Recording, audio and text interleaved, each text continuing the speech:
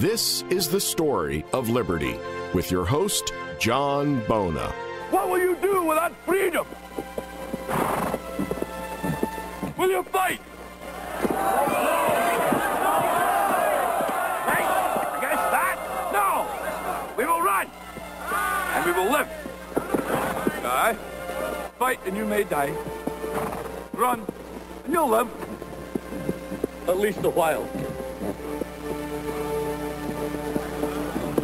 And dying in your beds many years from now, would you be willing to trade all the days from this day to that for one chance, just one chance, to come back here and tell our enemies that they may take our lives, but they'll never take our freedom?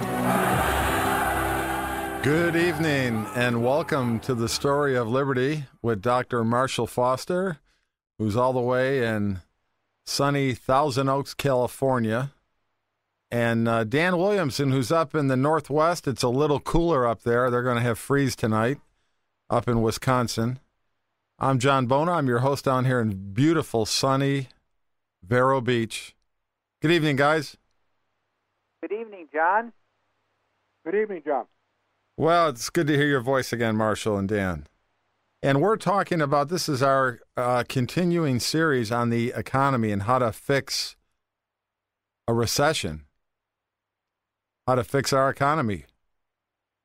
And, I think most people in America in business, for sure, everybody I talked to, they know the American economy in general. Now I'm speaking. And this is both sides of the aisle. This isn't a political thing. We know we've strayed away from the Constitution, most people I'm saying, in its medium of exchange, the money supply. And we'll focus on that tonight. We can have, the good news is, folks, we can have an honest money system as we once had with a precious metal standard. We could avoid all unnecessary inflations that happen from time to time by eliminating the printing of new money that our famous Federal Reserve does all the time. Guys, I had an idea. I had an idea to stop the printing of new money. It's to make the Federal Reserve use an HP Photo Smart printer like mine. And, my printer needs ink every month. So I figure if they run out of ink, that's the solution, right? But seriously, our founders knew the importance of having an honest money system. And that would encourage investment, a good economy, a good long-term economy, and yes, savings. Now, it's interesting, Marshall, I know you're with the World History Institute, and for 30 years you've been telling these stories forever and ever. I recently read one about the Revolutionary War, and you could explain it in more detail than I can, that history reveals that America could have actually lost a battle for its independence during the Revolutionary War because the money supply was not sound, and it sunk so low it wasn't even worth 1 penny. A dollar wasn't even worth a penny because of inflation. This paper money came to be known as Continentals, had become worthless. You probably heard the expression, not worth a Continental.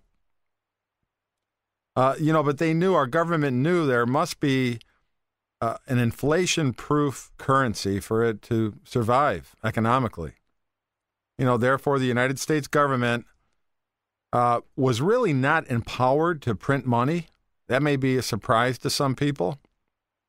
It could coin money out of gold and silver or print bills that were redeemable in gold or silver, but it could not print worthless paper money, fiat currency. So Congress established before the Constitution was adopted that our money supply would be backed by a precious metal, gold or silver. And all other coins, both foreign and domestic, would be valued in terms of the USA silver dollar. I haven't seen a silver. I can't tell you the last time I seen a silver dollar. Have you guys seen a silver dollar? Dan, you got a bunch of them, I guess. I got a few silver dollars, yes. I can't tell you the last one I've seen one. But they're out of circulation. Anybody gets a heavy any coin, they keep it because they realize that silver dollar is now worth up over $100. Dan, it's worth a huge amount of money. Dan, if you got so many, sell me one for $100. Will you? I'll buy it. But, eventually the gold standard was returned, and then until 1933, right, Marshall, when everybody had to... Right, $10,000 fine and imprisonment for 1 year if you didn't turn in your gold. I think you're given 15 days or 30 days to turn it in. And believe it or not, many, if not most people, actually did it. And what did you do? I mean, if you didn't... You could keep your jewelry, though, right?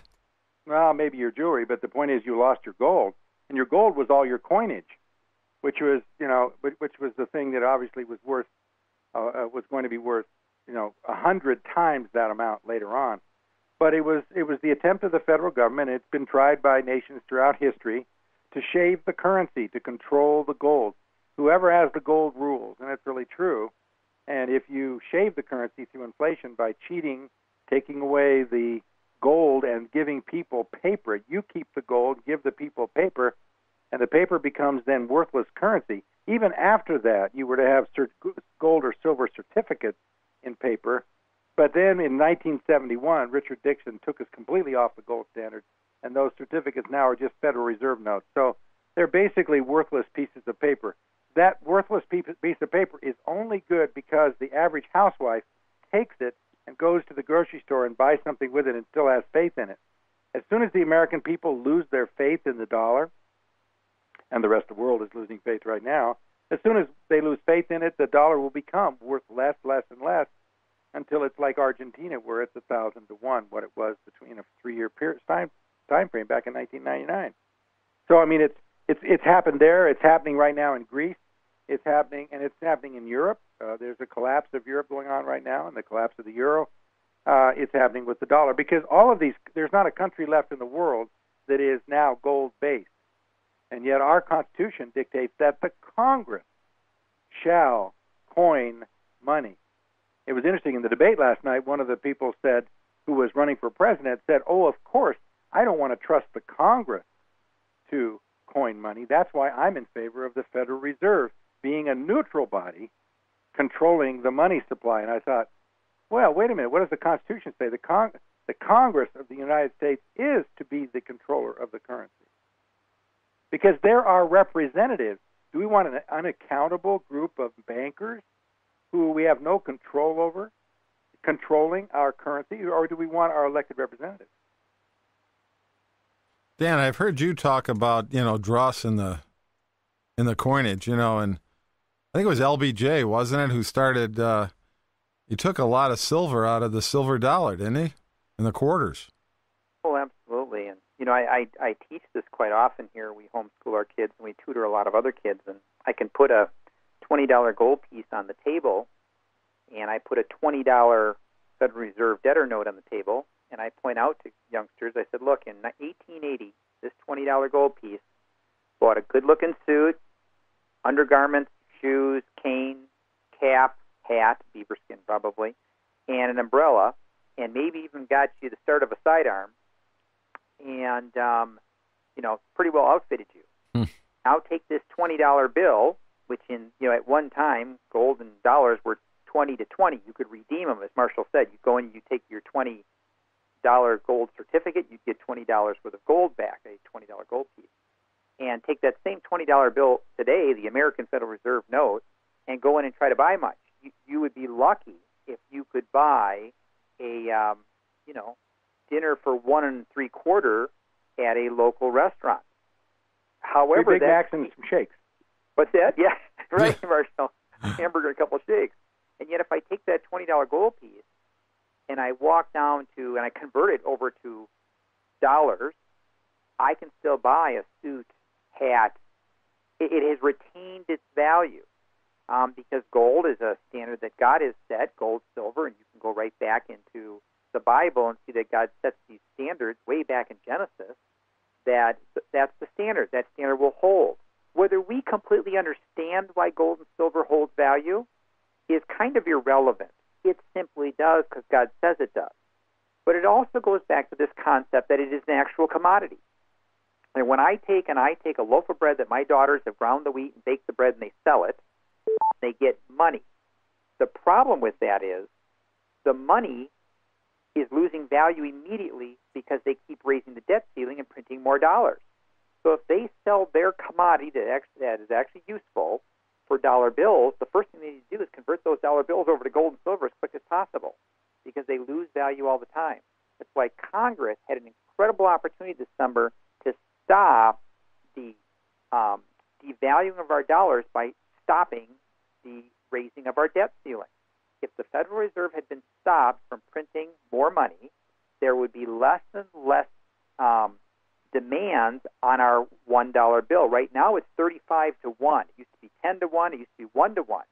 So we're losing value because the taxpayer is the one that guarantees those debtor notes. And they are not, they're debtor notes. You have to pay them off. That's why there's another whole issue. What's left of our economy once you pay the debt notes off? Maybe nothing. That's a different discussion we can have in a few minutes. But we've lost value in our money because it's hidden tax inflation, because we're printing so much money, and then it's a faith effort. There's no commodity really holding up the value of that dollar bill. It's fiat money. Well, right. I'd like to ask the question and then give an answer, too. You know, if 5,000 years of gold holding its value, its purchasing power, right? If that doesn't give it a right to be a measuring tool, a yardstick, then what tool do you use? What is the yardstick? Paper money? Of course not. And, you know, let's face it. Look, we're America is left right now with a fiat currency, right? That's what we have now, 2011. Paper money with no precious metal backing. Now, today, because of several court decisions, the U.S. government is able to do that through the Federal Reserve, this privately owned entity through international banks. And so the economy suffers the rigors of inflation on and off because of this. You know, we hear a lot about fiat money. And, you know, the Greenwood Press defined it as money not backed by gold or silver and created by the will of the government. Like you said, they just print it. Now, here's what the point I'm making.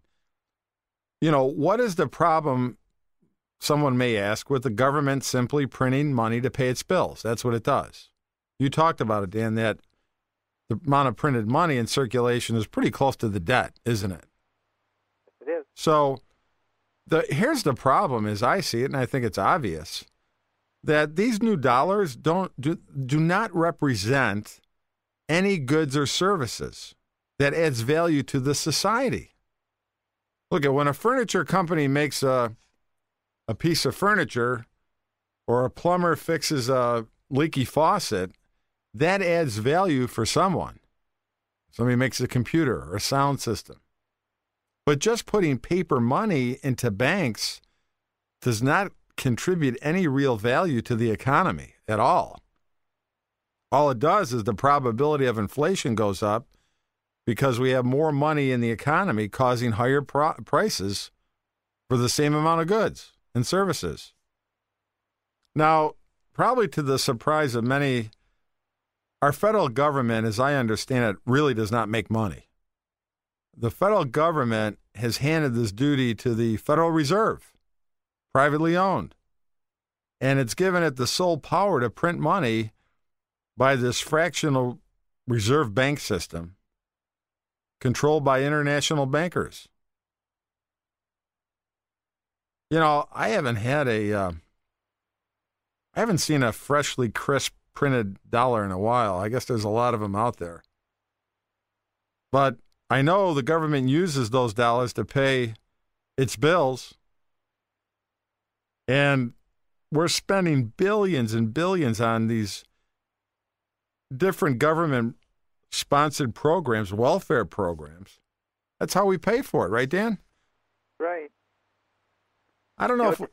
Despite the fact it's unconstitutional, which is an interesting discussion all in itself. I mean, the Constitution says they're supposed to have the power to what?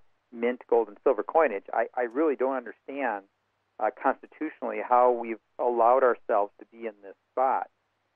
But it's even more remarkable when you take this concept of called GDP, gross domestic production or gross domestic product, and understand the only two ways to grow it, to grow our GDP, is increase the population of working-age individuals who then can go out and increase their productivity or produce more.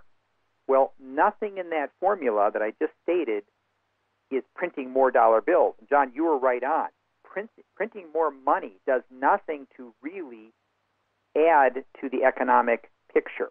It just adds more dollars that create inflation that lowers the value of our money. In other words, lowers our purchasing power. And this is where people are really finding themselves in a box right now. With the economy and the condition it's in, there's a couple areas that most people heading into retirement are relying on: the value of their house, their personal investments, and maybe Social Security and some kind of pension. So the house value is down 32, 33, 40%. So that's one strike. Two, their investments in 401ks, IRAs, whatever, are also down. And by the way, most of this is happening because of this inflation of our money. In other words, it's having less and less value. And last but not least, they go to get their pension check and their Social Security, and it buys only half as much as they thought. So they head into those retirement years with this game plan in place that is changing literally by the month.